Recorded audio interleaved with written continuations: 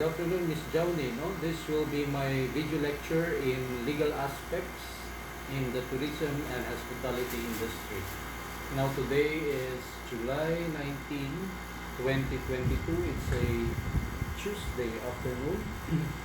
So we continue with the discussion of what we had last week. And last week we discussed about citizenship. And as you are aware, or you may well know by now, no, under section 1 of article 4, no, we're still here, no?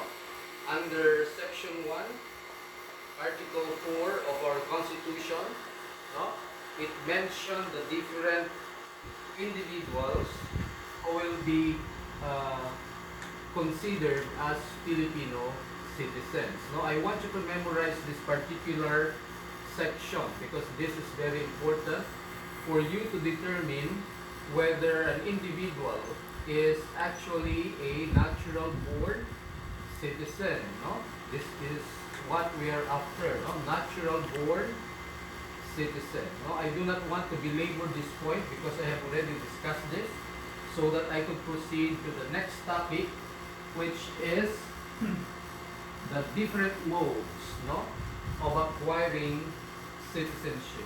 No? So I will be discussing the three modes, no, the three modes of acquiring Philippine or citizenship. The three modes of acquiring citizenship. No? I think you know this already. No? Acquiring citizenship. Okay. So I will mention one by one. Then, or I will mention them all first, the three modes, and then I will discuss them one by one. The first is what we call jus sanguinis. You already know this. This is just a review. The second one is what we call jus soli.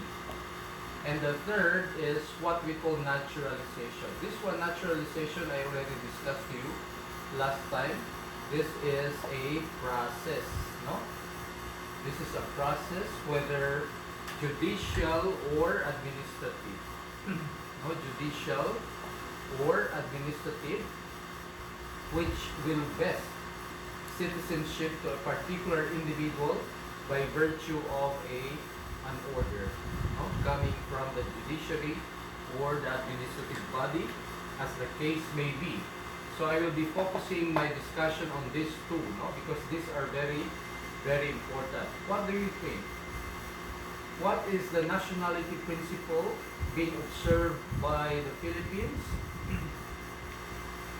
This one, modes of acquiring citizenship, or what we call nationality principle, no? Nationality principle or principles, no? Nationality principles, no? So I'd like to start with first with jus sanguinis. I think you already know this, no? Jus sanguinis is based on blood, no? Blood relationship.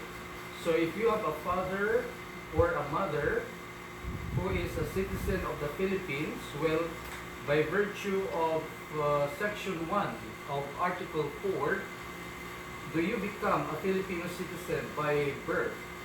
No? The answer is, Ms. Johnny? The answer is yes. No? If you have either a father or a mother who is a Filipino citizen, then the child or their children automatically acquires, or their children automatically acquire also their citizenship. No? Remember that the Constitution says either. No? It did not say both. No, either. So meaning, it could be the father who is a Filipino citizen, or it could be the mother. So any one of them, if you are born with a Filipino father or a Filipino mother, then you acquire also the citizenship of your father or your mother.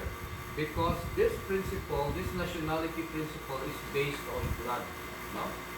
Clear? So far? Then the second principle is what we call jus soli. No? Jus soli. Jus soli. Second is jus soli. No? We do not pronounce this as Jews, no? But use, why? Use solely. Now, for this nationality principle, it is based on what? Miss Joni? Place of birth. No? Place of birth. No? So you acquire your citizenship by virtue of your place of birth. Where were you born? No? And this one, if you are born in the United States and you have a Filipino father and mother, no? Both are Filipinos, are you considered as a citizen of that country? Say for instance, if the US follows the jus soli, no? Meaning the nationality principle being followed by US is by virtue of place of birth. Now here comes your father and mother who are both Filipino citizens, and then they are working there, no? As perhaps nurses, no? If your father and mother work there as nurses, they are both Filipino citizens, and then you were born in the US, are you considered as an American citizen? Johnny? Well, the answer is yes. Because this nationality principle follows what we call the place of birth and not by blood. Now, what do you think is the nationality principle being followed in the Philippines, Miss Johnny, by virtue of Section 1 of Article 4 of our Constitution? Is it jus sanguinis or jus soli? Miss Johnny? Well, for the Philippines, here is the US, for instance.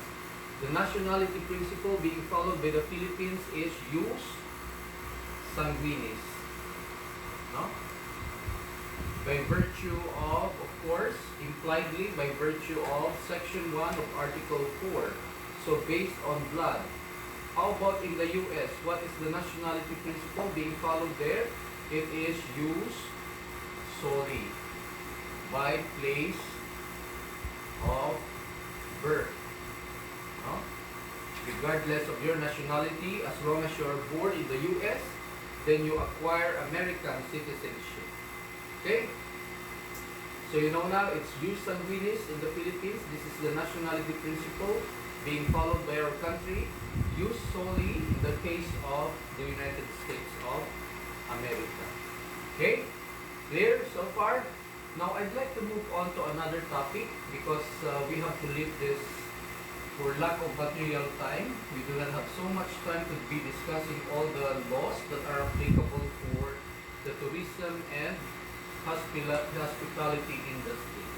So I'd like to move on to, of course, when you put up your business, say for instance, you would like to engage now after graduating from St. Camillus, instead of going abroad, you would like to put up your own business, no?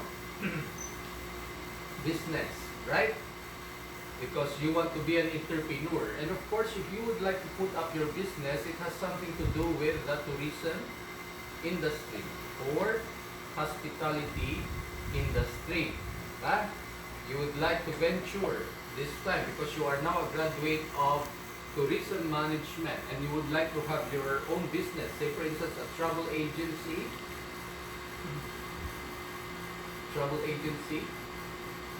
or you become a tour operator, no? Tour operator or operation, no? Or you may be engaging in the transportation business, transport, or lodging business could also be hotel, inns, no? Something like that, no? So if you would like to put up your business, can you do it right away, Ms. Joni?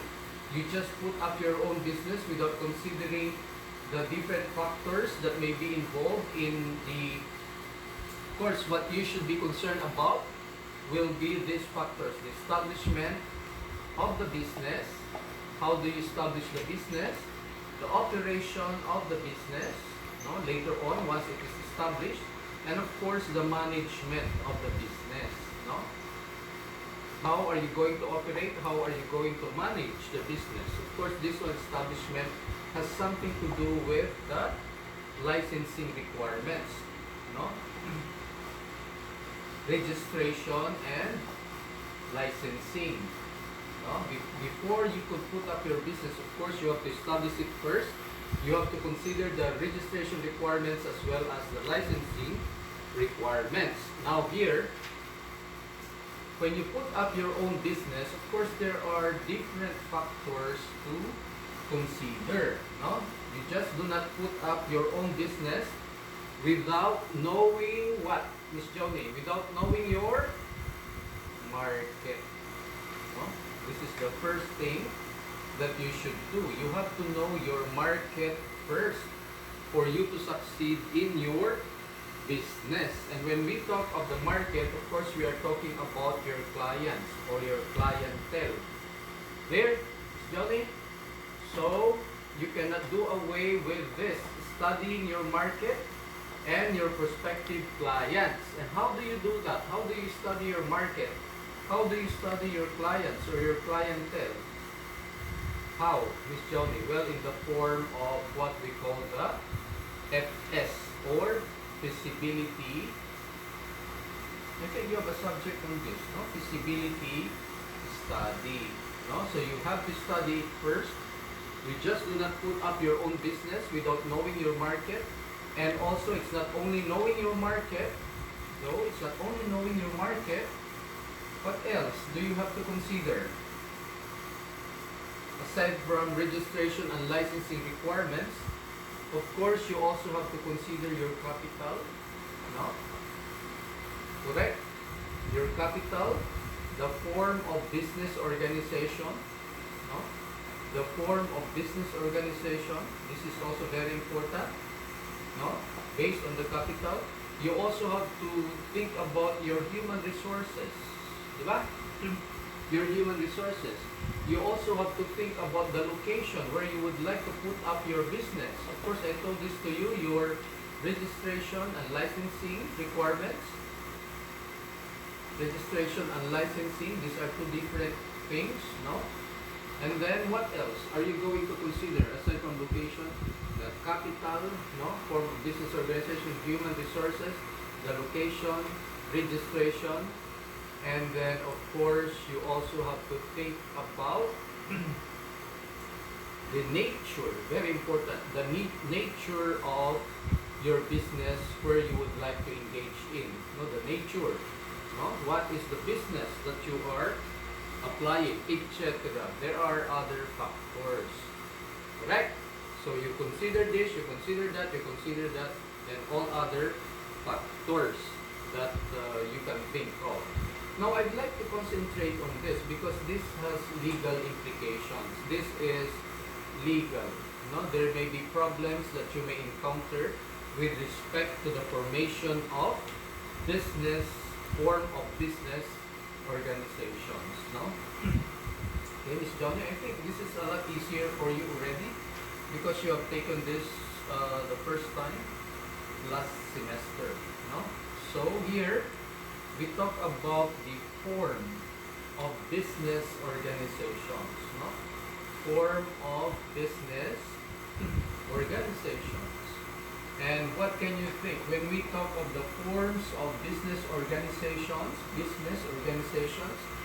we could think about three very important ones, major ones. No? Sole proprietorship. What's the other one, Ms. Joni? The second is what we call partnership. And then the third is what we call a corporation.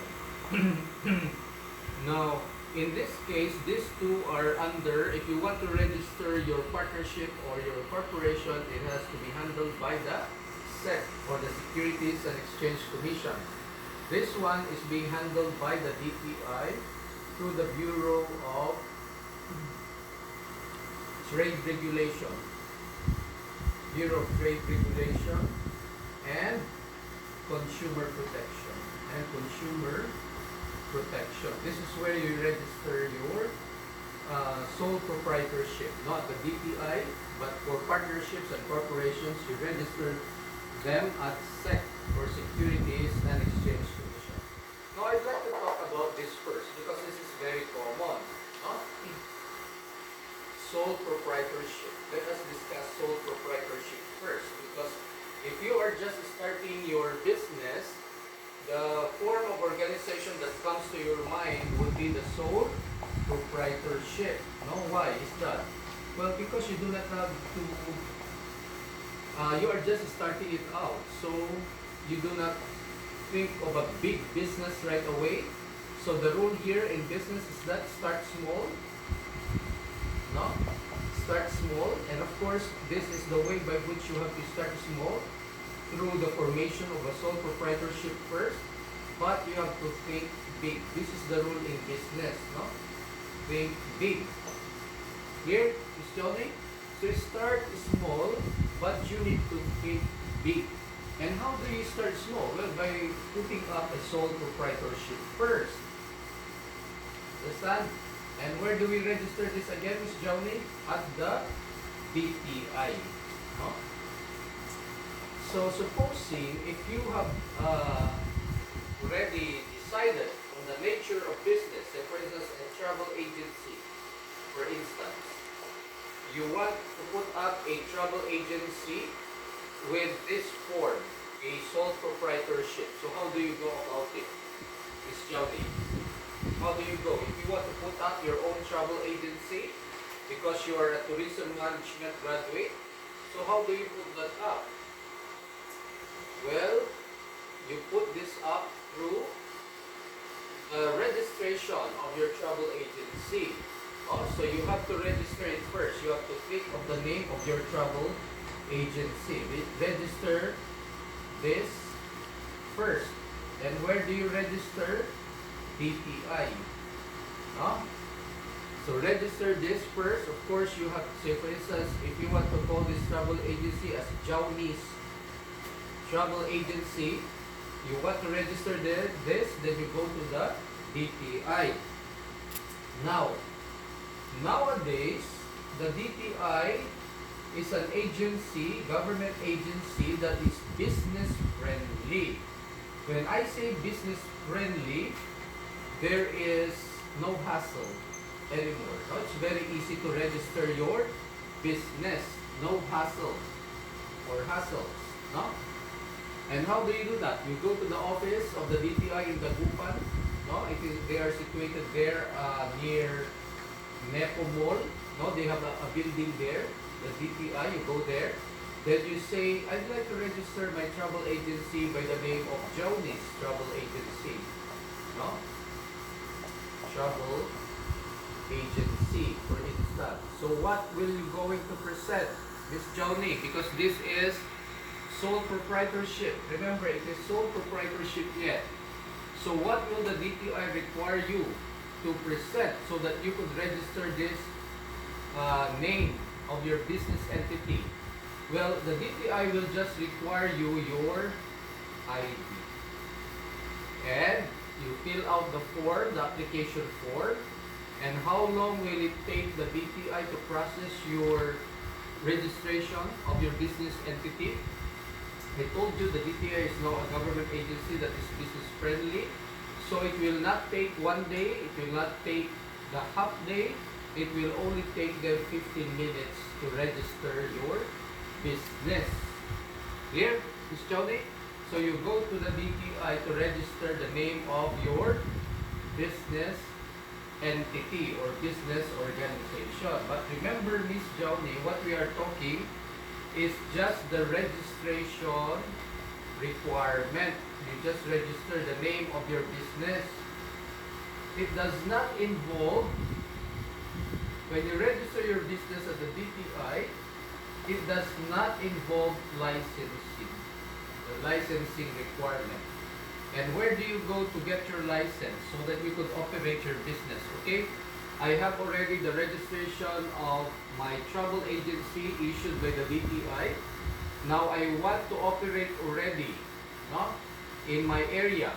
So where will you get your license? Well, you get your license at the LGU. What is the LGU? The local government unit. So you apply there, no? You apply for your license and they will issue your business permit. Clear, Ms. Chowde, this is permit. So remember what I've been telling you, when you go to the DTI, this is just the registration process. The licensing process is different because it is handled by a different office. Now it is now the LGU. Now of course, because you now have your own business, you also need to register your business where? No, for taxation purposes at the BIR. You also need to register it with the SSS and get your SSS number. You also need to register it through PhilHealth, no? And one more, pag-ibig, no? For the social benefits, no? So it is a tedious and long process. It's not only the LGU where you have to get your business permit. You also need to register your business and get your BIR TIN, taxpayers identification number at the BIR. So also your SSS number, your PhilHealth, and your pag-ibig. Clear so far, Ms. Johnny? That is with respect to the sole proprietorship. I've been talking about the registration requirement of a sole proprietorship.